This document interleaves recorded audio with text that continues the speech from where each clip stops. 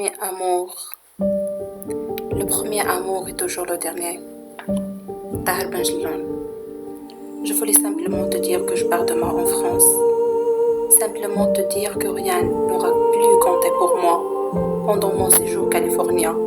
Que les quelques moments passés ensemble à la cafétéria de campus, à parler de livres, de cinéma, de musique et à refaire le monde. Simplement te dire que plusieurs fois, j'aurais aimé être un personnage de fiction.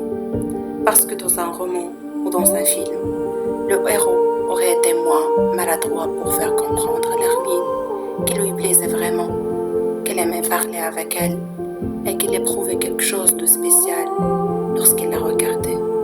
Un mélange de douceur, de douleur et d'intensité, une complexité troublante, une intimité bouleversante, quelque chose de rare qu'il n'avait jamais ressenti avant, quelque chose dont il ne soupçonnait même pas l'existence.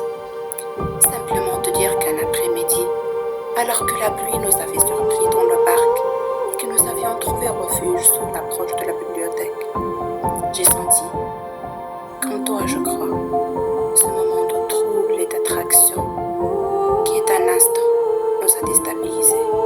Ce jour-là, je sais que nous avons failli nous embrasser. Je n'ai pas franchi le pas parce que tu m'avais parlé de ce petit ami en vacances en Europe, qui tu ne pouvais pas être infidèle, et parce que je ne voulais pas être à tes yeux intimes comme les autres, qui te draguent sans vergogne et souffrent sans respect. Je sais pourtant que si on était embrassés, je serais parti le cœur content, foutant de la pluie et du beau temps, puisque je comptais un peu pour toi. Je sais que ce baiser m'aurait accompagné cet été-là, partout et pendant longtemps, comme un souvenir radieux auquel me raccrochait dans les moments de solitude.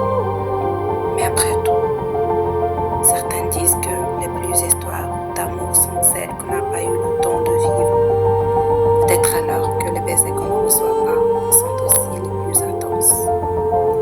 Simplement te dire que lorsque je te regarde, je pense au 24e image, ce grand infini. Chez toi, les 23 premières images sont lumineuses et radieuses, mais de la 24e, une vraie tristesse qui contraste avec la lumière que tu portes en toi,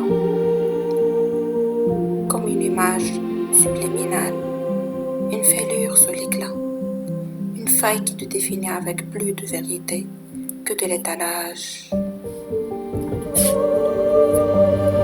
de tes qualités ou de tes succès. Plusieurs fois, je me suis demandé ce que te rendait si triste. Plusieurs fois, j'ai espéré que tu m'en parles, mais tu ne l'as jamais fait. Simplement te dire de prendre soin de toi, de ne pas te dire contaminé par la mélancolie. Simplement te dire de ne pas laisser triompher la 24e image, de ne pas laisser le trousseau ou le démon prendre le pas sur l'ange.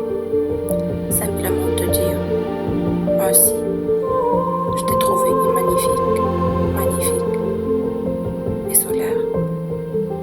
Mais ça, on te le répète 50 fois par jour, ce qui fait finalement de moi intime comme les autres. Simplement te dire, enfin, que je ne t'oublierai jamais.